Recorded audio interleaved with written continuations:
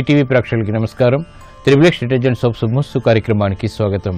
ఈనాడు శుభమస్తు కార్యక్రమంలోని గ్రహఫల అంశంలో గ్రహాల యొక్క స్థితిగతులు, వాటి యొక్క శుభాశుభ ఫలితాల గురించి పరిశీలిద్దాం. అలాగే ఈరోజు 12 రాశుల వారికి ఏ సంఖ్యలు కలిసి వస్తాయి, రంగుల యొక్క ప్రాధాన్యత, ఈరోజు లక్ష్మీవారం లేదా గురువారం, శ్రీ షిరిడి సాయిబాబాకి చాలా ప్రీతికరమైనటువంటి రోజు. మరి భక్తులు 12 రాశుల వారు శ్రీ షిరిడి సాయిబాబాని ఎటువంటి ప్రక్రియలతో పూజించాలి అనేటువంటి అంశాలతో పాటు ఉద్యోగంలో పురోగవృద్ధి సాధించాలంటే ఎటువంటి సులభ ప్రక్రియలు పాటించాలో ఈనాటి పరిహార ప్రక్రియలో పరిశీలిద్దాం. అలాగే ముఖ్యంగా ఈరోజు 12 రాశుల వారు చేపట్టవలసినటువంటి కార్యక్రమాలు ఏమిటో కూడా తెలుసుకుందాం. ముందుగా నేటి పంచాంగ వివరాలు. శ్రీ దుర్ముఖినామ సంవత్సరం శ్రావణ మాసం, దక్షిణాయనం, వర్ష ఋతువు. ఈ రోజు శ్రావణ శుద్ధ విద్యా సంబంధిత ప్రయత్నాలకి చాలా శ్రేయస్కరమైనటువంటి రోజు. అలాగే సామాన్య కార్యక్రమాలకి కూడా అనుకూలమైనటువంటి రోజు. వారం లక్ష్మీవారం లేదా గురువారం. ఈ రోజు చేపట్టేటువంటి ఆధ్యాత్మిక కార్యక్రమాలు, పుణ్య కార్యక్రమాలు, ఈశ్వరాభిషేకం, శనగలు దానం, శ్రీ దక్షిణామూర్తి యొక్క పూజలు ఇత్యాది పుణ్య కార్యక్రమాలన్నీ కూడా శుభ ఫలితాలని కలిగిస్తాయి. బృహస్పతి యొక్క అనుగ్రహాన్ని కలిగిస్తాయి. తద్వారా శుభ పరిణామాలు చోటు చేసుకుంటాయి. ఈ రోజు నక్షత్రం మఖా నక్షత్రం. ఈ మఖా నక్షత్రంలో ఈ రోజు పుట్టేటువంటి వారికి 2, 4 పాదాల్లో పుట్టినట్టయితే దోషం లేదు. 1, 3 పాదాల్లో పుట్టినట్టయితే శాంతి తప్పనిసరి. ఈ రోజు మఖా నక్షత్రంలో పుట్టేటువంటి వారికి కేతు మహాదశతోటి ప్రారంభమవుతుంది. ప్రస్తుతం కేతువు యొక్క స్థితి కుంభక్షేత్ర స్థితి. బుధ, గురు, శుక్ర, చంద్రుల యొక్క వీక్షణ ఉంది కాబట్టి ఇది ఆకస్మిక అనుకూల శుభ ఫలితాన్ని కలిగిస్తుంది. ఈ రోజు లక్ష్మీవారం లేదా గురువారం. శ్రీ దక్షిణామూర్తి యొక్క పూజలు శుభ ఫలితాలను కలిగిస్తాయి. ఈటీవీ వీక్షిస్తున్నటువంటి ప్రేక్షకులందరికీ కూడా శ్రీ దక్షిణామూర్తి యొక్క కటాక్షం కలగాలని ప్రార్థిద్దాం. మందస్మిత స్ఫురిత ముగ్ధ ముఖారవింద కందర్పకోటి శత సుందర దివ్యమూర్తిం ఆతామ్ర కోమల జటా ఘటితేందులేఖం ఆలోకయే వటతటీ నిలయం దయాళుం కందళిత బోధముద్రం కైవల్యానంద సంవిదున్నిద్రం కలయే కంచన రుద్రం కరుణారసపూరపూరిత సముద్రం జయదేవ మహాదేవ జయ కారుణ్య విగ్రహ జయ భూమిరుహావాస జయ వీరాసన స్థిత జయ కుందేందు పాఠీర పాండురాంగ గజాపతే జయ విజ్ఞాన ముద్రాక్ష మాలావీణాల సత్కరా. 12 రాశుల వారికి ఏర్పడేటువంటి శుభాశుభ ఫలితాలను పరిశీలిద్దాం. ముందుగా మేషరాశి. ఈ రోజు మేషరాశి వారిని పరిశీలించినట్లయితే గృహ సంబంధిత కార్యక్రమాల్లో ప్రోత్సాహం లభిస్తుంది. ఆగిపోయినటువంటి కార్యక్రమాల్ని పునఃప్రారంభించగలుగుతారు. ఆశాజనకమైనటువంటి వాతావరణం కుటుంబ రీత్యా కొనసాగుతుంది. పిల్లల విషయంలో అభివృద్ధి గోచరిస్తుంది. శారీరక శ్రమ మాత్రం అధికంగా ఉంటుంది. చేపట్టేటువంటి కార్యక్రమాలపై శ్రద్ధ తప్పనిసరి. ఆర్థిక సంబంధిత లావాదేవీల విషయంలో వైద్య వృత్తి వారికి అనుకూలత ఏర్పడుతుంది. సాఫ్ట్వేర్ రంగం వారికి ఉన్నతిగా చేపట్టేటువంటి కార్యక్రమాలు కలిసి వస్తాయి. నూతన ఉత్సాహం పారిశ్రామిక రంగం వారికి కొనసాగుతుంది. వ్యాపార రంగం వారికి అనుకూల పరిస్థితులు వ్యాపారపరంగా కొనసాగుతాయి. చేపట్టేటువంటి కార్యక్రమాల్లో సినీ రంగం వారికి ఆటంకాలు ఏర్పడినప్పటికీ ఆర్థిక విషయాల్లో ఏర్పడినటువంటి అలజడి తగ్గుతుంది. ఈ రోజు మీ అదృష్ట సంఖ్య 2. తెలుపు వర్ణం ప్రశాంతతను పెంచుతుంది. ప్రతికూల పరిస్థితులను దూరం చేస్తుంది. గురువారం సందర్భంగా మేషరాశి వారు శ్రీ షిరిడి సాయిబాబాని భక్తి శ్రద్ధలతో పూజించి గోధుమ రొట్టెలు నివేదన చేయడం ద్వారా అష్టమ శనికుచుల ద్వారా ఏర్పడేటువంటి విపరీత పరిణామాలు దూరమవుతాయి. ప్రశాంతత పెరుగుతుంది. గృహ సంబంధిత కార్యక్రమాలు ఈ రోజు మీకు అనుకూలం. ఈ రోజు వృషభ రాశి వారిని పరిశీలించినట్లయితే రాజకీయ వ్యవహారాల్లో మెరుగైనటువంటి మార్పులు చోటు చేసుకుంటాయి. అధికారంతో కూడినటువంటి కార్యక్రమ నిర్వహణ కొనసాగించగలుగుతారు. ఆర్థిక సంబంధిత లావాదేవీల విషయంలో జాప్యాలు ఉన్నప్పటికీ అంతిమ విజయాలు సాధించగలుగుతారు. గృహ సంబంధిత కార్యక్రమాల్లో కూడా ప్రోత్సాహం కొనసాగుతుంది. ఆశించినటువంటి ప్రయోజనాలు ఆర్థిక పరంగా పారిశ్రామిక రంగం వారికి దగ్గరవుతాయి. మానసిక ధైర్యంతో చేపట్టేటువంటి కార్యక్రమాలు క్రీడారంగం వారికి కలిసి వస్తాయి. వైద్య వృత్తి వారికి అనుకూల పరిస్థితులు వృత్తిపరంగా ఆనందాన్ని కలిగిస్తాయి. న్యాయవాద వృత్తి వారు ఆశించినటువంటి కార్యక్రమాల్ని వృత్తిపరంగా చేపట్టగలుగుతారు. కోర్టు సంబంధిత వ్యవహారాల్లో విజయాలు సిద్ధిస్తాయి. ఈ రోజు మీ అదృష్ట సంఖ్య 6. తెలుపు వర్ణం ప్రశాంతతను పెంచుతుంది. గురువారం సందర్భంగా ఈ రోజు వృషభ రాశి వారు శ్రీ షిరిడి సాయి బాబాని భక్తి శ్రద్ధలతో పూజించి క్షీరాన్నాన్ని నివేదన చేయడం ద్వారా సంబంధ బాంధవ్యాలు మెరుగవుతాయి. ఆర్థిక విషయాల్లో విజయాలు సాధించగలుగుతారు. ఆర్థిక లావాదేవీలు, సంభాషణలు ఈ రోజు మీకు అనుకూలం. ఈ రోజు మిథున రాశి వారిని పరిశీలించినట్లయితే వ్యయం ఎక్కువగా ఉంటుంది. ఆర్థిక ప్రయోజనాలకే చేపట్టేటువంటి కార్యక్రమాల్లో విఘ్నాల్ని చవిచూస్తారు. సంబంధిత కార్యక్రమాల్ని వేగవంతంగా న్యాయవాద వృత్తి వారు పూర్తి చేయగలుగుతారు. అభివృద్ధి కార్యక్రమాల్లో ఏర్పడినటువంటి విభేదాలు తగ్గుతాయి. అభివృద్ధికే చేపట్టేటువంటి కార్యక్రమాల్లో ప్రోత్సాహాన్ని ప్రయత్నపూర్వకంగా పొందగలుగుతారు. గృహ సంబంధిత కార్యక్రమాల్లో అసహనం తగ్గుతుంది. కార్యక్రమాల్ని వేగవంతంగా పూర్తి చేసేటువంటి తలంపులు పనికి వస్తాయి. వ్యవహారాల్లో చుక్కెదురు పరిస్థితుల్ని పారిశ్రామిక రంగం వారు ధైర్యంతో ఎదుర్కోగలుగుతారు. స్థిరాస్తి రంగం వారికి మెరుగైనటువంటి మార్పులు వృత్తిపరంగా చోటు చేసుకుంటాయి. ప్రయత్నపూర్వకంగా చేపట్టేటువంటి కార్యక్రమాలు వైద్య వృత్తి వారికి కలిసి వస్తాయి. ఈ రోజు మీ అదృష్ట సంఖ్య 3. పసుపు వర్ణం త్వరితగతిని శుభాన్ని కలిగిస్తుంది. గురువారం సందర్భంగా ఈ రోజు మిథున రాశి వారు శ్రీ షిరిడి సాయి బాబాని భక్తి శ్రద్ధలతో పూజించి విభూతితో అభిషేకించడం ద్వారా ఆర్థిక వ్యవహారాల్లో మెరుగైనటువంటి మార్పులు చోటు చేసుకుంటాయి. రుణ ప్రయత్నాలు ఈ రోజు మీకు అనుకూలం. ఈ రోజు కర్కాటక రాశి వారిని పరిశీలించినట్లయితే సంభాషణల ద్వారా ఆశించినటువంటి ప్రయోజనాలు సాధించగలుగుతారు. ఆర్థిక వ్యవహారాల్లో మెరుగైనటువంటి మార్పులు వేగవంతంగా చోటు చేసుకుంటాయి. అనిశ్చితి గృహరీత్యా తగ్గుతుంది. చేపట్టేటువంటి కార్యక్రమాలపై పట్టు బిగించగలుగుతారు. అభివృద్ధి కార్యక్రమాలు పారిశ్రామిక రంగం వారికి కలిసి వస్తాయి. వ్యాపార విస్తరణలు వంటివి వ్యాపార రంగం వారికి బలాన్ని పెంచుతాయి. మహిళలకు ఆనందకర సంఘటనలు గృహరీత్యా చోటు చేసుకుంటాయి. సంభాషణల విషయంలో ఏర్పడినటువంటి ప్రతికూలత న్యాయవాద వృత్తి వారికి తగ్గుతుంది. క్రీడారంగం వారికి అనుకూల పరిస్థితులు ఆర్థికంగా కలిసి వస్తాయి. సాఫ్ట్వేర్ రంగం వారికి విదేశీ సంబంధిత ప్రయాణాలు వంటివి లాభిస్తాయి. ఈ రోజు మీ అదృష్ట సంఖ్య 1. ఎరుపు వర్ణం ధైర్యాన్ని కలిగిస్తుంది. గురువారం సందర్భంగా ఈ రోజు కర్కాటక రాశి వారు శ్రీ షిరిడి సాయి బాబాని భక్తి శ్రద్ధలతో తులసి దళాలతో పూజించడం ద్వారా ఆర్థిక వ్యవహారాల్లో వేగవంతమైన అనుకూల మార్పులు చేకూరుతాయి. ఆనందాన్ని కలిగిస్తాయి. వాహన కొనుగోళ్లు వంటివి ఈ రోజు మీకు లాభదాయకం. ఈ రోజు సింహరాశి వారిని పరిశీలించినట్లయితే గౌరవ మర్యాదలతో కూడినటువంటి కార్యక్రమ నిర్వహణ కొనసాగించగలుగుతారు. ఆరోగ్య విషయంలో జాగ్రత్తలు పాటించాలి. ఆశించినటువంటి ప్రయోజనాల్ని ఆర్థికంగా వెంటనే పొందలేకపోతారు. నిస్సహాయ పరిస్థితుల నుంచి బయటికి రావడానికి చేసేటువంటి ప్రయత్నాలు ఉపకరిస్తాయి. లాభదాయకమైనటువంటి కార్యక్రమాలు గృహరీత్యా కలిసి వస్తాయి. కార్యక్రమ నిర్వహణలో నైపుణ్యం వైద్య వృత్తి వారికి పెరుగుతుంది. అభివృద్ధి కార్యక్రమాన్ని సాఫ్ట్వేర్ రంగం వారు చేపట్టగలుగుతారు. ఆలస్యంతో కూడినటువంటి విజయాలు సిద్ధిస్తాయి.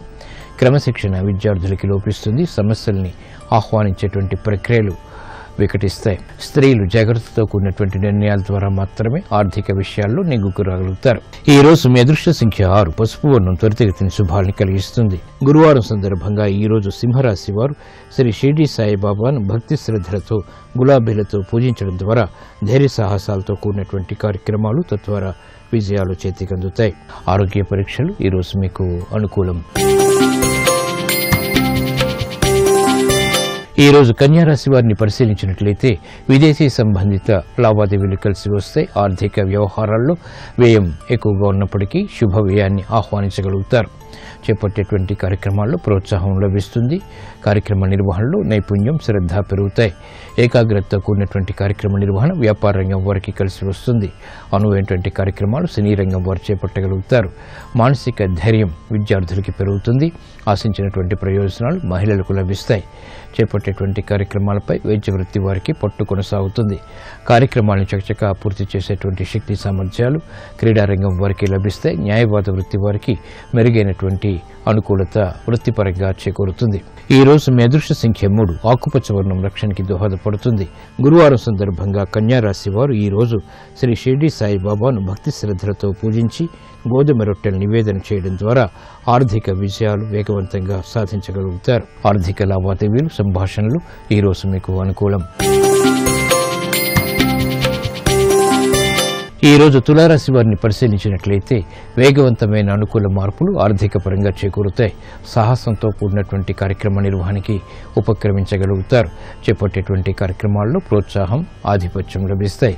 అభివృద్ధి కార్యక్రమాలను వెంటనే ప్రారంభించగలుగుతారు. ఆరోగ్య విషయంలో ప్రతికూలత తగ్గుతుంది. కార్యక్రమాలను వేగవంతంగా పారిశ్రామిక రంగం వారు చేపట్టగలుగుతారు. ఆర్థిక పురోగవృద్ధి వ్యాపార రంగం వారికి కలిసి వస్తుంది. మహిళలు సంతోష వార్తలు వింటారు. గృహపరంగా చేపట్టేటువంటి కార్యక్రమాలు కలిసి వస్తాయి. లాభదాయకమైనటువంటి కార్యక్రమాలు విద్యార్థులకి విద్యాపరంగా లాభిస్తాయి. నూతన కార్యక్రమాలు స్థిరాస్తి రంగం వారికి ఆశించినటువంటి ప్రయోజనాన్ని కలిగిస్తాయి. ఈ రోజు మీ అదృష్ట సంఖ్య 2, ఎరుపు వర్ణం ధైర్యాన్ని కలిగిస్తుంది.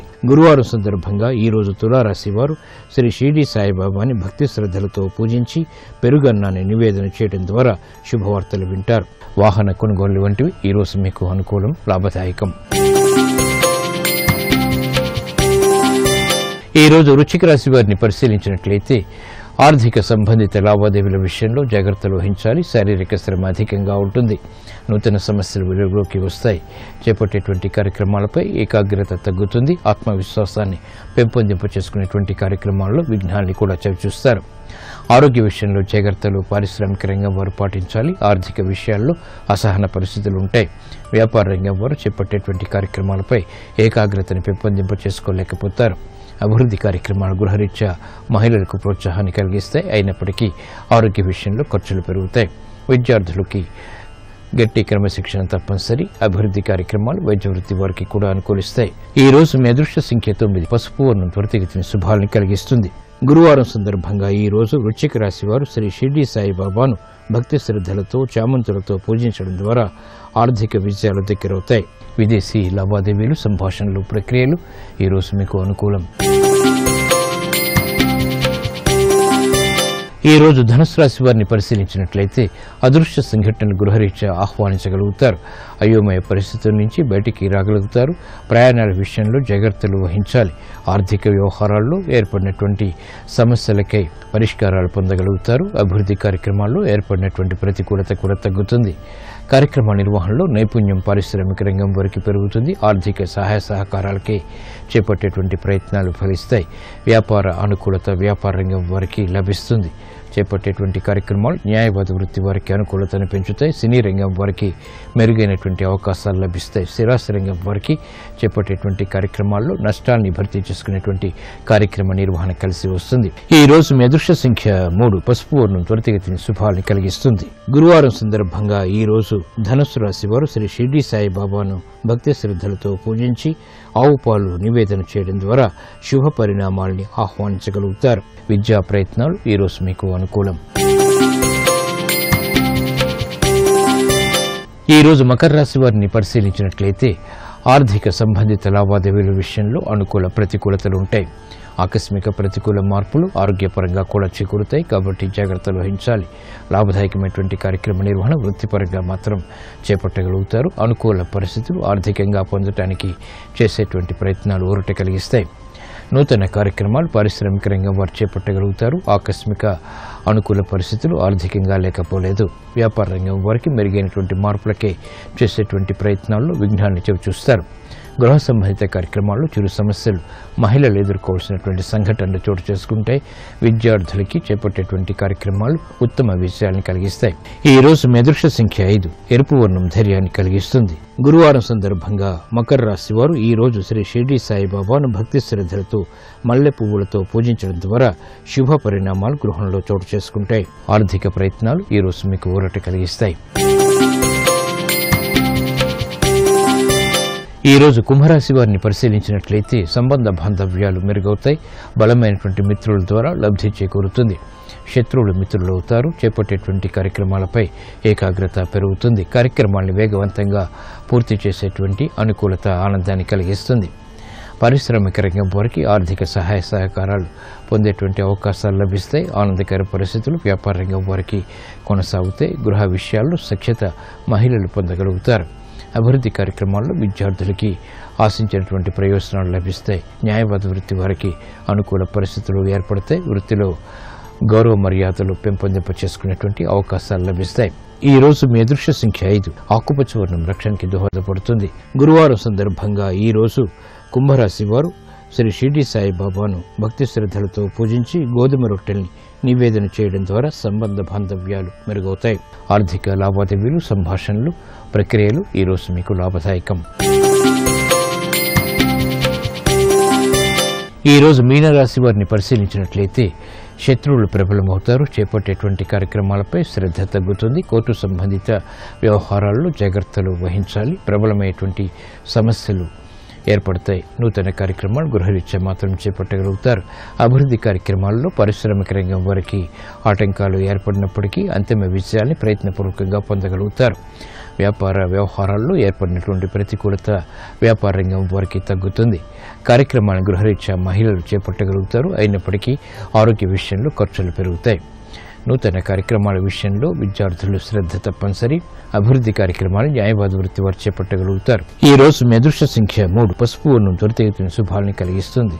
గురువారం సందర్భంగా ఈ రోజు మీనరాశి వారు శ్రీ షిరిడి సాయిబాబాను భక్తి శ్రద్ధలతో పూజించి విభూతితో అలంకరించడం ద్వారా ఆర్థిక విజయాలు సాధించగలుగుతారు. ఉద్యోగ ఉన్నతి ఏర్పడుతుంది.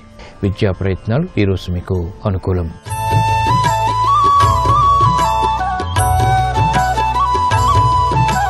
ఉద్యోగ వ్యవహారాల్లో ప్రశాంతత తప్పనిసరి. ప్రశాంతంగా చేసేటువంటి ఉద్యోగ కార్యక్రమాలు ఉన్నతికి దోహదపడతాయి. మరి ఉద్యోగ వ్యవహారాల్లో ఉన్నతికి ఎటువంటి సులభ ప్రక్రియలు పాటించాలో నేటి పరిహార ప్రక్రియలో పరిశీలిద్దాం. ఉద్యోగంలో పురోభివృద్ధి సాధించాలంటే ప్రతి గురువారం గోమాతకు ఆకుకూరలు, అరటి పండ్లు తినిపించాలి. ఆవును పసుపు కుంకుమలతో అలంకరించి మెడలో పుష్పమాలకని శ్రద్ధతో వేయాలి. గో అష్టోత్తరాన్ని పఠించడం మంచిది. ఈ ప్రక్రియను 7 వారాల పాటు క్రమం తప్పకుండా శ్రద్ధగా పాటించడం ద్వారా ఉద్యోగ విషయాల్లో పురోభివృద్ధి తథ్యం.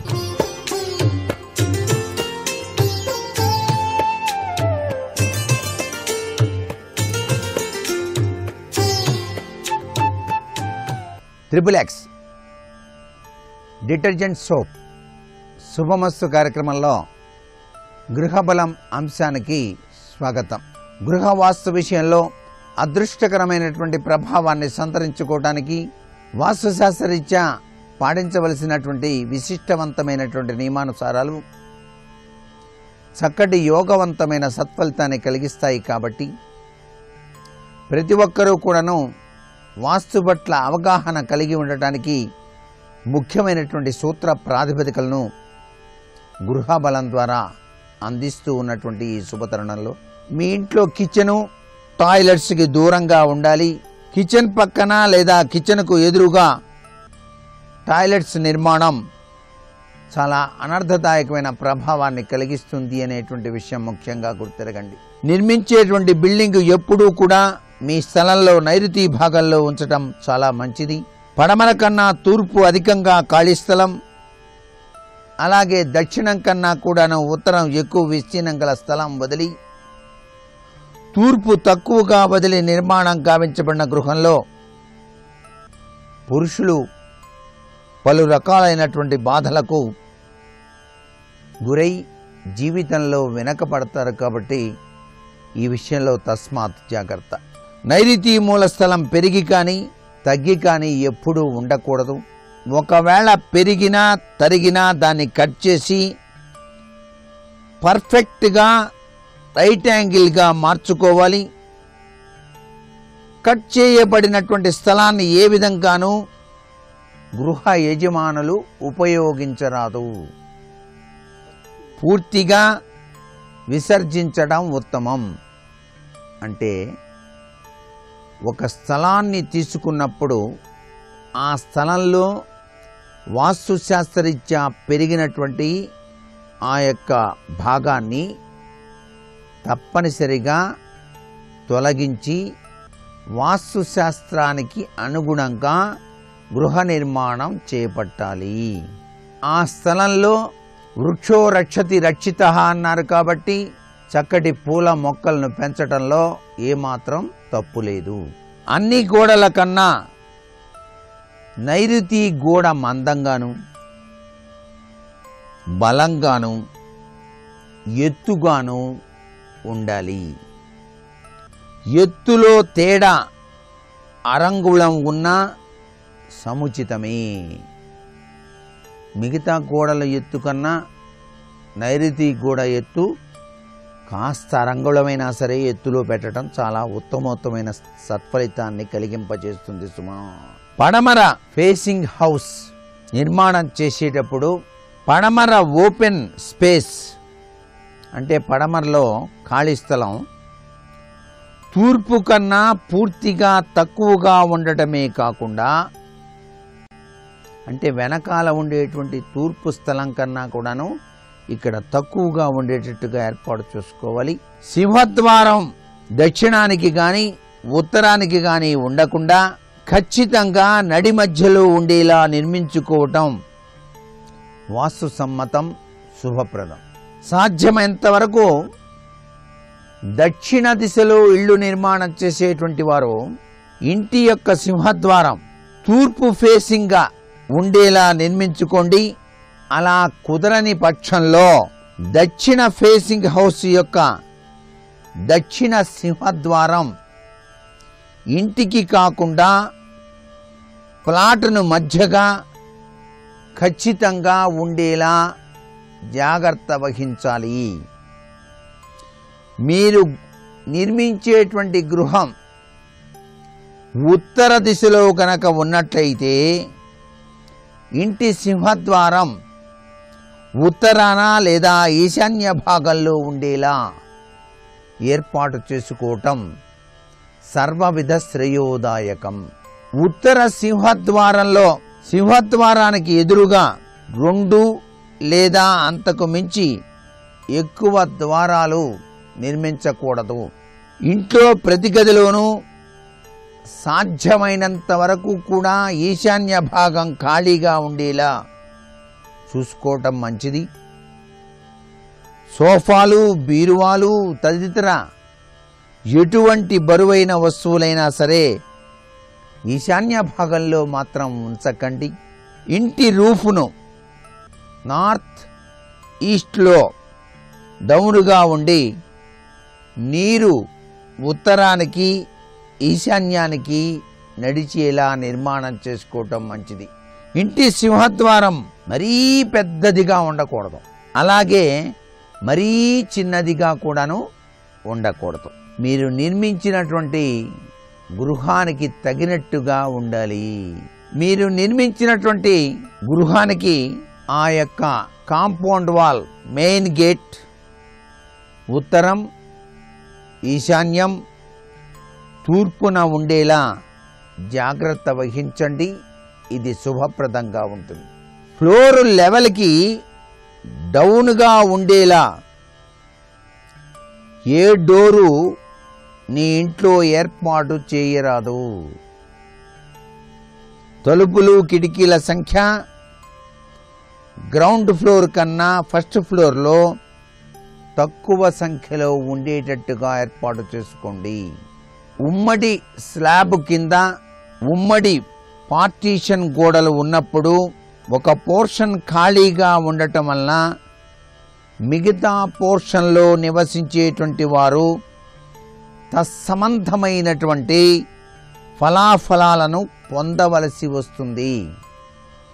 కారణాంతరాల వలన ఒక పోర్షన్ ఖాళీగా ఉన్నప్పుడు అందులో రాత్రిళ్ళు పూర్తిగా చీకటిమయంగా ఉండటం, శుభ్రపరచకపోవటం వల్ల, పూజలు ప్రార్థనలు అనేటువంటివి చేయకపోవటం వల్ల, కిటికీలు తెరిచి ఉన్న పక్షంలో దాని ఇంటిలోనికి ఒక విధమైనటువంటి మలినతత్వంతో కూడినటువంటి ప్రభావం ప్రసరింపజేయటం వల్ల పక్క పోర్షన్ల వారికి కూడాను ఈ యొక్క ప్రభావం పడసూపటానికి ఆస్కారం ఉంటుంది. కాబట్టి ఆ ఖాళీ అయినటువంటి పోర్షన్ని కూడాను శుభ్రపరిచేటువంటి తీరుతెన్నులు ఏర్పాటు చేసుకోవాలి.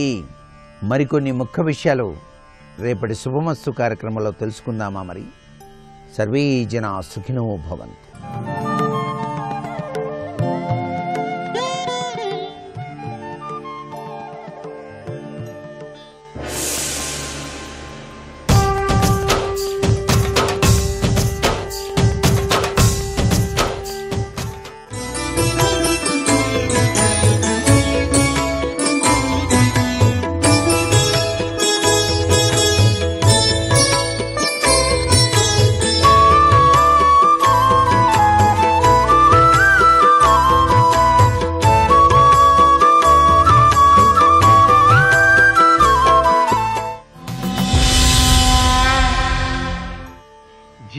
జీవితంలో ఎన్ని ఉన్నా పొగట్టకి పడిపోయే లక్షణం ఉంటే ప్రమాదము సుమా.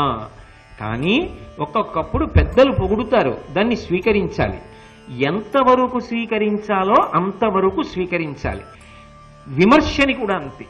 ఒకరు విమర్శించారనుకోండి, అది సహేతుకం అనుకోండి, తప్పకుండా విమర్శని స్వీకరించి జీవితాన్ని దిద్దుకోవాలి. ఆ విమర్శ అసూయాగ్రస్తమైనది అనుకోండి, అసలు దాని గురించి కించిత్ కూడా ఆలోచించవలసిన అవసరం లేదు, వదిలిపెట్టేయాలి.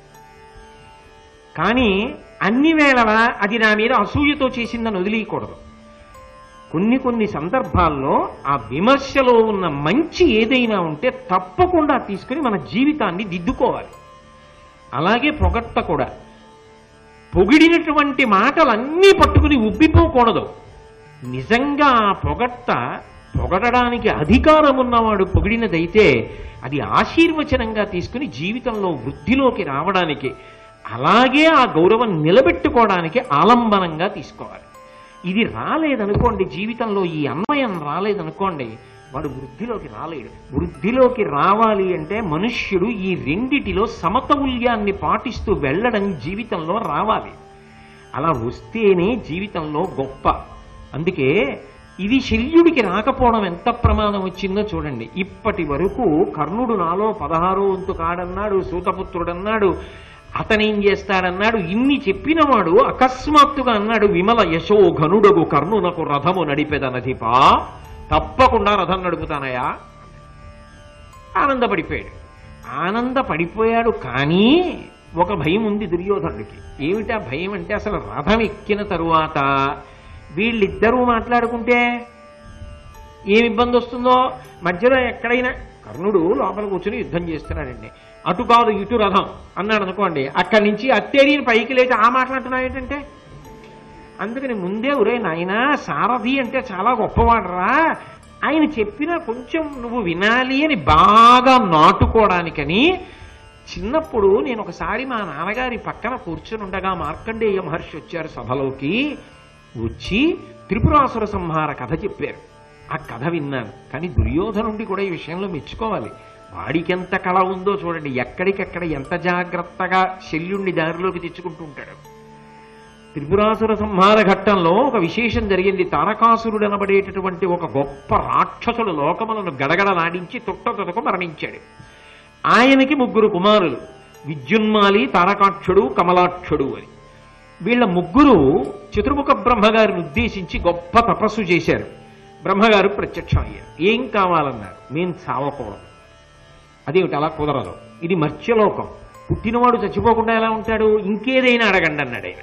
అంటే వాళ్ళన్నారు, మా 3కి 3 పురాలు ఉండాలి. ఆ 3 పురాలు ఎప్పుడూ ఆగకుండా తిరుగుతూ ఉండాలి. సమస్త భోగములు అందులో ఉండాలి. మేము అలా తిరుగుతూ ఉంటాం. మా జోలికి ఎవడూ రాకూడదు, మమ్మల్ని ఎవరూ చంపకూడదు. ఇక ఎప్పుడు చంపాలి మరి అని అడిగాడు బ్రహ్మగారు. ఎప్పుడో అప్పుడు మీరు చావాలి కదా, అసలు చావు లేకుండా ఎలా కుదురుతుంది, ఎప్పుడు చంపమంటారు చెప్పన్నాడు. ఈ 3 పురాలు కలిసి ఒక్క చోటికి రావాలి. ఎప్పుడో వస్తాయి, అవేం రావాల, అలా రాకుండా మేము జాగ్రత్త తీసుకుంటాం. ఎప్పుడో ఒకసారి వస్తాయి ఎందుకో. అలా వచ్చినప్పుడు 100 బాణాలు వేస్తా, 1000 బాణాలు వేస్తా అంటే కుదరదు. ఒక్క బాణంతో 3 పురములను కాల్చేయాలి. అలా కాల్చేస్తే మేమందరం చచ్చిపోతాం. అప్పటి వరకు చావు. మరి తపస్సు చేసినప్పుడు వరం ఇవ్వాలి, ఏం చేస్తారు బ్రహ్మగారు మాత్రం తదాస్తు అన్నారు. అనగానే వాళ్ళు 3 ఏం చేశారంటే, రాక్షస శిల్పి మయుడు, ఆ మయుణ్ణి పిలిచారు. మాకు 3 పురములను తయారు చేయి అన్నారు. సమస్త భోగములను అందులో ఉంచి ఒక బంగారు పురము, ఒక వెండి పురము, ఒక ఇనప పురము, 3 పురములు తయారు చేశారు. స్వర్ణపురము, రజతపురము, లోహపురము అంటారు.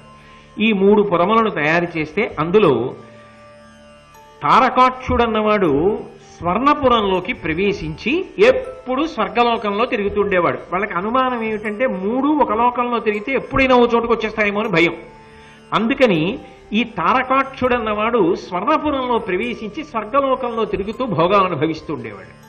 ఇక కమలాక్షుడన్నవాడు రజతపురంలో ఉండి ఎప్పుడూ కూడా ఆకాశంలోనే తిరుగుతుండేవాడు, తిరుగుతూ భోగాలను అనుభవించేవాడు. అలాగే విద్యున్మాలి అనబడేటటువంటి వాడు లోహపురంలో ఉండి భూమి మీద తిరుగుతుండేవాడు. ఎప్పుడు భోగాలను, ఒకడు స్వర్గలోకంలో, ఒకడు ఆకాశంలో, ఒకడు భూమి మీదే కలుసుకోగా. చక్కగా అనుభవిస్తున్నారు ఎప్పుడు కలుసుకున్నప్పుడు. ఇక ఎలా కలుస్తాయి మేం కలపకుండా? అందుకని అందరినీ బాధ పెట్టడం మొదలుపెట్టారు. పిచ్చి బ్రహ్మగారిని మనం బుట్టలో పెట్టేశాం అనుకున్నారు. కొన్నాళ్ళు అయిపోయింది. అంతకంటే ఘనుడు ఆచంట మల్లన్న అని ఇందులో ఈ తారకాక్షుడికి హరి అని ఒక కొడుకు పుట్టాడు. వాడు ఆలోచించాడు, ఎప్పుడైనా బాణం వేసి కుడితే ఎవరైనా చనిపోతే మళ్ళీ బ్రతికించుకోవడం ఎలా అని వాడు మళ్లీ తపస్సు చేసి వరం అడిగాడు. ఈ పురముల యందు దిగుడు బావులు ఉండాలి. ఎవరైనా ఒకడు చనిపోతే వాడిని తీసుకెళ్లి ఆ దిగుడు బావి నీళ్లలో ముంచి పైకెత్తితే అలాంటి వాళ్ళు 10 మంది అంతకన్నా బలంతో పుట్టాలి. ఇంకేమిటి? మళ్ళీ బ్రహ్మగారు తథాస్తు అన్నాడు. ఈ 3 పురాలు చోటికి రావు. అనేకమైన వరాలు, అసలు ఇంకా ఎవరికి అంతు చిక్కనంత రక్షణ. వాళ్ళు లోకాలన్నింటినీ గడగడలాడించేస్తున్నారు. అందరూ కలిసి బ్రహ్మగారి దగ్గరికి వెళ్ళారు. బ్రహ్మగారు అన్నారు, శంకరుడి దగ్గరికి ఎడదాను రండి అన్నారు. పరమశివుడి దగ్గరికి వెళ్ళాడు. శంకరుడు అన్నాడు, ఏదో ఒక అధర్మం లేకుండా నేను చంపను. వాళ్ళు తపస్సు చేశామన్న బలంతో ధర్మాత్ముల్ని బాధ పెడుతున్నారు కాబట్టి చంపుతారు. కానీ అంత గొప్ప పురములు, ఆ 3 పురములు ఎప్పుడైనా ఓ చోటికి వస్తాయా అని చూసి రాగానే ఒక్క బాణంతో కొట్టాలి. అంటే దాని గురికి సరిపోగలిగినటువంటి గొప్ప రథం, అటువంటి గుర్రాలు, అంత ఉబ్బిడి కలిగినటువంటి రథం, దానికటువంటి సారథి, అటువంటి ధనస్సు, అటువంటి బాణం నాకు ఉండాలి కదా అన్నాడు. తప్పకుండా మీకు అవన్నీ అమరుస్తాం అని చెప్పి దేవశిల్పి విశ్వకర్మని పిలిచి వాళ్ళు ఒక గొప్ప రథాన్ని తయారు చేయించారు. అదేమిటి, భూమినంతటినీ రథం చేశారు. సూర్యచంద్రులిద్దరినీ చక్రాలు చేశారు. సముద్రాన్ని ఇరుసు చేశారు. హిమాచలము, వింధ్యాచలము, అస్తాచలము, ఉదయాచలము అనబడేటటువంటి 4 పర్వతాల్ని ఆ రథానికి ముఖ్యమైనటువంటి 4 వైపు భాగాలు చేశారు. అలాగే త్రేతాగ్నులను 3 కూడా త్రివేణుకములు అనబడేటటువంటి రథభాగముల కింద మార్చారు. మేరు పర్వతాన్ని దానికి గొడుగుగా పెట్టారు. పెట్టి వేదాలని గుర్రాలు చేశారు. సంవత్సరాన్ని ధనస్సుగా మార్చారు. బాణాన్ని శ్రీ మహావిష్ణువునే తీసుకొచ్చి బాణంగా మార్చారు. మార్చి ప్రణవాన్ని కొరడా చేశారు. ఇప్పుడు ఈ రథం మీద పరమశివుడు ఎక్కాడు. ఆ రథానికి సారథి కావాలి కదా. దుర్యోధనుడు అలా చెప్పాడు కదా. శివుడు అన్నాడు, యుద్ధం చేయడానికి వెడుతున్నటువంటి వ్యక్తి కన్నా సారథి చాలా గొప్పవాడై ఉండాలి, అటువంటి సారథిని తీసుకురండి అన్నాడు. అంటే బ్రహ్మగారినే ప్రార్థించారు, నువ్వు వచ్చి సారథ్యం చేయమన్నారు. బ్రహ్మగారు ప్రణవాన్ని చేతిలో పట్టుకుని కొరడాగా వేదములనేటటువంటి గుర్రములు చతికిల పడిపోతే లేవనెత్తి వీళ్ల మీద యుద్ధానికి వెళ్ళాడంటే వీళ్ళు ఎప్పుడొక్క చోటుకు వస్తారని ఎదురు చూస్తున్నారు అందరూ. కాలమన్నదోటి ఉంటుంది కదండి లోకంలో. 3 ఒక్కసారి దగ్గరికి వచ్చాయి. వాళ్ళకే బుద్ధి పుట్టిందో చూద్దాం, ఒక్క బాణంతో ఏం కొడతాడు ఇలా వెళ్ళినంత మాత్రాన అనుకుని దగ్గరికి వచ్చారు. ఒకడో ఇద్దరో చచ్చారో నూతిలో ముంచి లేపేస్తారు వాళ్ళు. అందుకని శంకరుడు ఏం చేశాడంటే ఒక బాణాన్ని ప్రయోగించి 3 పురములను దగ్ధం చేసేశాడు. అందరూ పడిపోయారు. ఇది చిన్నతనంలో మా నాన్నగారు ధృతరాష్ట్రుడు సభలో కూర్చుని ఉండగా మార్కండేయ మహర్షి వచ్చి చెప్పినటువంటి విషయాన్ని నేను కూడా విన్నాను. నాకు అప్పుడు బాగా ఏమర్థమైందంటే యుద్ధం చేసేటటువంటి వాడు గొప్పవాడైతే సరిపోదు, సారథి కూడా చాలా గొప్పవాడు అవ్వాలి. అందుకని మిమ్మల్ని ఉండమన్నాను. మీరు అటువంటి వారు. త్రిపురాసుర సంహార ఘట్టంలో పరమశివుడికి బ్రహ్మగారు ఎటువంటి వాడో నువ్వు అటువంటి వాడివి. కాబట్టి నువ్వు సారథ్యం చేయకపోతే కర్ణుడు ఎలా గెలుస్తాడు? కాబట్టి నువ్వు తప్పకుండా సారథ్యం చెయ్యాలి. ఈ కథ విన్నాడు. తనని అలా పోల్చడం విన్నాడు. అబ్బా చాలా సంతోషం, తప్పకుండా సారథ్యం చేస్తానన్నాడు. ఇవన్నీ నిజంగా మనసులో ఉండిపోతాయంటే, నిజంగా రథం ఎక్కాడు అనుకోండి మళ్ళీ ఏదో గుర్తొస్తుంది. వెంటనే కర్ణుడు సారథిని పిలిచి అన్నాడు, ఈ రథాన్ని తీసేసి ఒక మంచి రథాన్ని ఇంకొక దాన్ని తీసుకురమ్మన్నాడు. ఈ రథాన్ని తీసుకెళ్లిపోయారు. కొత్త రథాన్ని తీసుకొచ్చారు. దానికి పూజలు చేశారు. దానికి 3 మాటలు ప్రదక్షిణం చేశాడు కర్ణుడు. ఆ పూజలన్నీ పూర్తయిన తర్వాత శల్యుడు ఎగిరి నొగల మీద ఎక్కి కూర్చున్నాడు. కర్ణుడు కూడా రథంలో కూర్చున్నాడు. కూర్చున్న తర్వాత ఎంతో సంతోషంగా భేరీలు మోగాయి, శంఖాలు ఊదారు. ఇక యుద్ధానికి బయలుదేరారు. బయలుదేరగానే కర్ణుడు మొదలెట్టాడు. ఏమని అంటే, నేను ఇంతవాణ్ణి అంతవాణ్ణని కర్ణుడు భీష్ముడి దగ్గరే అన్నవాడు శల్యుడి దగ్గర ఊరుకుంటాడా? అందుకని నేను చాలా గొప్పవాణ్ణి. భీష్మద్రోణాదులు ఏ పాండవుల్ని బంధించలేకపోయారో, ఏ అర్జునుణ్ణి హతమార్చలేకపోయారో ఆ అర్జునుణ్ణి నేను ఇవాళ హతమారుస్తాను. ఈ మేదిని అంతటినీ కూడా, ఈ భూమిని అంతటినీ కూడా దుర్యోధనుడికి సమర్పిస్తాను. నన్ను నమ్ముకుని మిత్రత్వం చేసినటువంటి దుర్యోధనుడు పరమ సంతోషంతో ఈ భూమండలాన్నంతటినీ పరిపాలిస్తాడు. ఇప్పుడు నేను యుద్ధానికి బయలుదేరుతున్నాను, చూడు నా యొక్క శక్తి అని చెప్పి ఆ శల్యుడితో మాట్లాడుతూ ఒక మాట అన్నాడు. నారాచాది మహోగ్రబాణ పటలీ నానా విధోల్లాసముల్ సైరింపం ధృతిలేక పాండుతనయుల్ సంభ్రాంతి నొందంగా విస్మేరంబై ఖచర వ్రజంబు వడగన్ మెత్సంగ నీ చూట్కి దుర్వారోదగ్రత నేడు సూపెద భుజావష్టంభ సంరంభినై అన్నాడు. ఓ శల్యుడా, ఓ సారథి, చూడు నా యుద్ధం అంటే ఎలా ఉంటుందో. ఇక ముందు అర్జునుడితో యుద్ధం చేస్తాను. నేను యుద్ధం చేస్తుంటే పుంఖానుపుంఖలంగా బాణాలు విడిచిపెడుతుంటే, నా అస్త్ర సంపదనంతటినీ బయట పెడితే, నా అస్త్ర విద్యా కౌశలాన్ని ప్రదర్శిస్తే దాని ముందు నిలబడలేక పాండవ సైన్యం కాకావికలైపోతుంటే దేవతలందరూ కూడా వచ్చి ఆకాశ భాగంలో నిలబడి అబ్బా ఏమి కర్ణుడి శక్తి అని పొగుడుతారు. వాళ్ళు కాదు, నువ్వు శభాష్ కర్ణ అని ఇలా చూస్తావు నా వంక, అలా చూసేటట్టుగా యుద్ధం చేస్తాను. చెప్పగానే శల్యుడు చాలా సంతోషం, ఇవాళ మీరు అలా యుద్ధం చెయ్యాలి విజయీభవ అనలేదు. అనకుండా వెంటనే ఆయన అన్నాడు, అనవిని మద్రరాజతనికిట్లను సత్యపరాక్రముల్ శౌర్యఘనులు భుజవీర్య మహితులు భూరి తేజోధనులు అఖిల శాస్త్రవిత్తములు ఆర్యులు అమరపతికైన రణమున భయము పుట్టింపంగనోపుదురు అప్పాండు భూపతనయులు ఏలవారలనింత తూలవో పలికెదా ఇప్పుడు వల్కరాదెట్లు నీకో గాండివజ్యా నినాదమ్ము క్రమ్మి కర్ణ విదళనము చేసినను భీము కథ మెరుంగులొలసి చూట్కులు మిరిమిట్లు కొలిపినను భయంబు పెళ్ళున అప్పుడు వా ఎడుగుగాక అన్నాడు. ఇప్పుడు ఇలాగే మాట్లాడతావు కర్ణ, ఎవరితో యుద్ధం చేయడానికి ఎడతాననుకుంటున్నావు? ఏ మామూలు వాళ్లతో యుద్ధానికి ఎడుతున్నావా? నువ్వు ఎడుతున్నది పాండవుల మీద యుద్ధానికి ఎడుతున్నావు. వాళ్ళెవరో తెలుసా?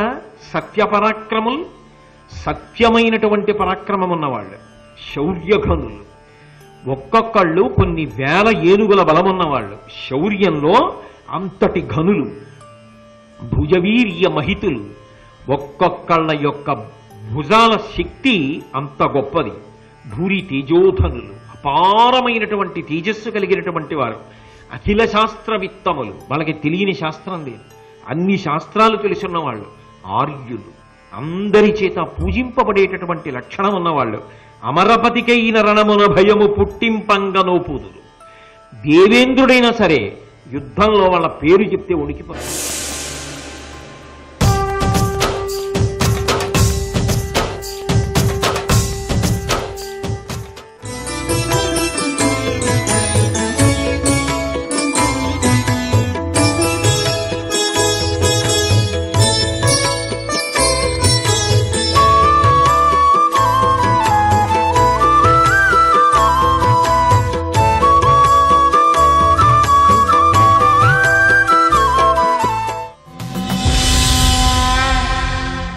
దేవేంద్రుడైనా సరే యుద్ధంలో వాళ్ళ పేరు చెప్తే వణికిపోతాడు.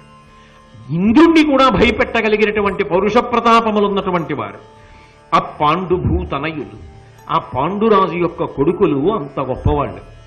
ఇప్పుడు ఇంకా వాళ్ళు నీకు కనపడలేదుగా. ధర్మరాజు, భీముడు, అర్జునుడు, నకులుడు, సహదేవుడు ఎవరు కనపడలేదు. ఇప్పుడు ఇలాగే ప్రసంగాలు చేస్తావు. నిజంగా అర్జునుడి దగ్గరికి వెళ్తాం కదా, వెళ్ళిన తర్వాత ఆయన ఏం చేస్తాడంటే నిన్ను చూడగానే రథంలో లేచి నిలబడి ఉగ్రగదాదండాన్ని తిప్పుతాడు. దాని మెరుపులకి నీ కళ్ళు కనపడ్డం మానేస్తాయి. అప్పుడు ఎలాగో స్థానం అయిపోతావు, నీ నోరు పడిపోతుంది, అప్పుడు నీకు మాట్లాడడానికి ఏం ఉండదు. అందుకని ఇప్పుడు మాట్లాడు అన్నాడు. ఎక్కడైనా సారథిలా మాట్లాడతాడండి. యుద్ధానికి వెళ్ళేటప్పుడు ఎవడి గొడవ వాడి దగ్గర. ఆయన పొగట్టోదలడు, ఈయన ఆ పొగట్టలు వినలేడు. ఈయన్ని పొగిడితే ఏమో ఎలా ఉండేదో, కర్ణుడు శల్యుణ్ణి పొగిడేస్తే ఎలా ఉండేదో. కానీ ప్రాణం పోయినా కర్ణుడు పొగడ్డు. శల్యుడు ప్రాణం పోయినా ఇంకొన్ని పొగిడితే ఒప్పుకోడు. తనని తాను కర్ణుడు పొగుడుకుంటే ఒప్పుకుంటాడా? పైగా ఏదో అప్పటికి బాగుంది అనిపించి ఎక్కాడు, కానీ పాండవుల వైపు పక్షపాతం ఉంది. సూతుడికి నేను సారథ్యం ఏమిటని కడుపులో ఒక పెద్ద బాధ ఉంది గుండెల్లో. 3 ధర్మరాజుకి ఇచ్చిన మాట నిలబెట్టుకోవాలి. ఇన్ని జ్ఞాపకానికి వస్తుంటే ఆయన ఏం సారథ్యం చేస్తాడండి? దీని ద్వారా మీరు ఎప్పుడూ ఒక విషయాన్ని తెలుసుకోవాలి. మీరు ఏదైనా ఎవరితోనైనా పని చేయించుకునేటప్పుడు కేవలము సమర్థత ఉన్నది కదా అని మీరు ఆయన చేత పనిని చేయించుకోరాదు.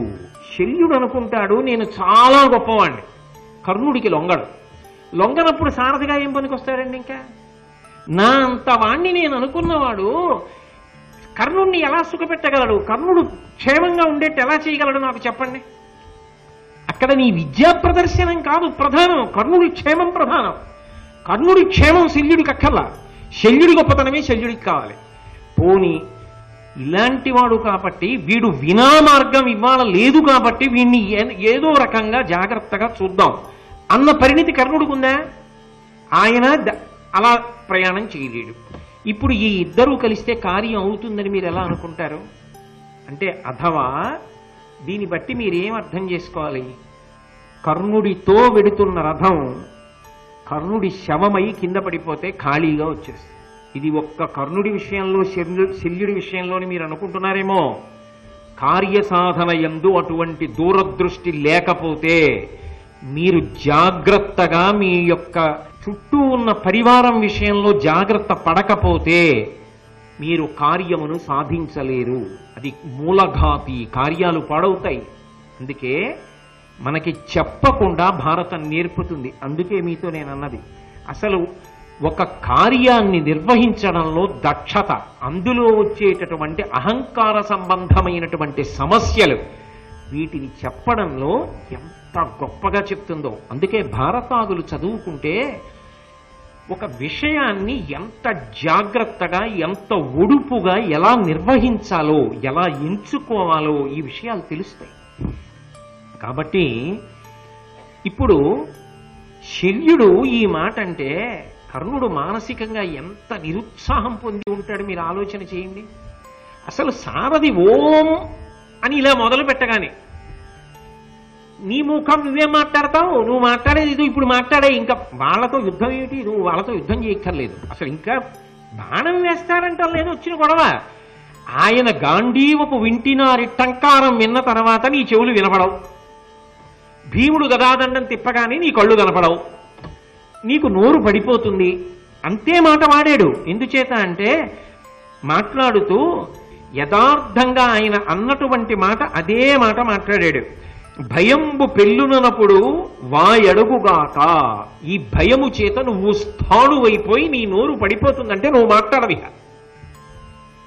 ఏమండి, అవతలవాడు యుద్ధం చేయడం కాదు చూస్తేనే నువ్వు అసలు నిలబడవురా అంటుంటే ఇంకా ఆ యుద్ధం చేయడానికి వెళ్ళేవాడికి ఏం ఉత్సాహం ఉంటుంది మీరు నాకు చెప్పండి. ఏమైనా గుర్తొస్తుందా? ఏమిట్రా ఇలా మాట్లాడతాడేమిట్రా, అశుభం అనిపిస్తుందా, అనిపించదా? ఒకటి, రాత్రి మైదాకి క్రూరత బోర మగటిమి వాసిన అంగారు పర్ను కంటే ఘోషయాత్రా విధి గురురాజు చెరపట్టి మానమేదిన చిత్ర సేను కంటే ఖండవోద్యానంబు కావ నేరక సిగ్గువడి చన్న నిర్జర ప్రభుని కంటే క్రీడాతిరాతుడై క్రోడంబునకుగాగ పెనగి చిక్కినత్తిలో చనుని కంటే ఎక్కుడైన వీరుడే అర్జనుని తోడబొడుతు నొడుతుననినబోలుగాక వినుము సుతతనయ మన బోటులాతని చెరుతుమనుట నోరి చెటు కాదే. ఇన్ని సందర్భాల్లో ఎంతమంది అర్జునుడి చేతిలో ఓడిపోయారో చెప్పడం మొదలుపెట్టి రాత్రి మైదాకి క్రూరత బోర మగటి వివాసిన అంగార పర్ను కంటే ఎక్కడ తీసుకొస్తున్నాడు. ఎక్కడో కానుకొకప్పుడు వాళ్ళందరూ లక్క ఇంట్లోంచి బయటపడినప్పుడు, అంటే అప్పుడు చిన్నపిల్లలు ఇంకా బ్రహ్మచారులుగా ఉన్నారు, అప్పటికి ఇంకా పెళ్లిళ్ళు అవ్వలేదు, వెనకింతంత సైన్యాలు లేవు, కృష్ణ పరమాత్మ పక్కన లేడు, ద్రౌపదీ కళ్యాణ సమయంలో కనబడ్డాడు కృష్ణ పరమాత్మ. అటువంటి రోజుల్లో ఒక రాత్రి వేళ నీళ్లు తాగడానికి వెడితే అంగారపర్ణుడన్న గంధర్వుడు చీకట్లో వచ్చి అర్జునుడితో యుద్ధం చేస్తే కటిక చీకట్లో యుద్ధం చేసి అంగారపర్ణుడిని గెలిచినటువంటి వాడు అర్జునుడంటే. వెనక ఎవ్వరూ లేకుండా, వాళ్ళెవరో కూడా చెప్పుకోలేక భిక్షాటన చేసి బ్రతికిన రోజులో చీకట్లో యుద్ధం చేసి కొట్టాడు అంగారపర్ణుణ్ణి. ఘోషయాత్రాభిధి గురురాజు జరబట్టి మానమేదిన చిత్ర సేను కంటే, ఈ మాట చాలదండి ఇంకా కర్ణుడు యుద్ధం ఏం చేస్తాడు? ఒకప్పుడు నీకు తెలియదా? ద్వైతవనంలో అరణ్యవాసంలో పాండవులు ఉన్న రోజుల్లో వాళ్ళని అవమానించడం కోసమని మీ ప్రభువు దుర్యోధనుడు మొదలైన వాళ్ళందరూ కలిసి ఘోషయాత్రకు బయలుదేరారు. మీరంత ఆడంబరంగా వెడుతుంటే చూసి పాండవులు చిన్నబుచ్చుకోవాలని. మీరు అలా వెడితే వాళ్ళు చిన్నబుచ్చుకోవడం మాట దేవుడెరుగు. మీరు చిత్రసేనుడనేటటువంటి గంధర్వుడి యొక్క వనంలో విడిది చేశారు. విడిది చేసినప్పుడు ఆ గంధర్వుడి యొక్క దూతలు వచ్చి మీరెవరు అని చెప్పి మిమ్మల్ని నిగ్గతీస్తే ఆ గంధర్వుడు యుద్ధానికి వచ్చి మిమ్మల్ని ఓడించి దుర్యోధనుణ్ణి బంధించి తీసుకుపోతున్నాడు. అప్పుడు ధర్మరాజు చూసి బయట వాళ్లతో గొడవ వచ్చినప్పుడు మనం అందరం అన్నదమ్ములమని భీమార్జునుల్ని పంపించి దుర్యోధనుణ్ణి విడిపించాడు. అప్పుడు నువ్వేం చేశావు వెనకాలెళ్ళి?